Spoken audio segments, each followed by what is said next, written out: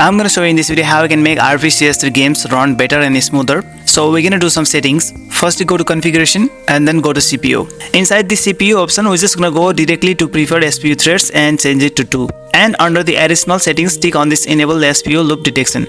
Now go to GPU and you can choose the renderer option to Vulkan or OpenGL. You can try one at a time and decide which one is best for you. I'm gonna give it to Vulkan for now. And for the graphics device, choose the graphics that's been pre-installed.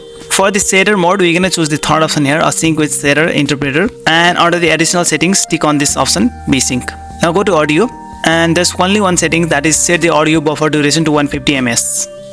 Now there's no any settings for I/O input output system network. Go to advanced, scroll down, and for the maximum number of sparse threads, set it to 3 originally, and if the game still lags, you can increase one at a time until the game is lag free. So keep it to 3 originally and you can increase it later. Now scroll up and go to emulator, that's the last setting. Scroll down here, and for the maximum LLVM compile threads, we're gonna set it to 3. Now let's check all settings at once.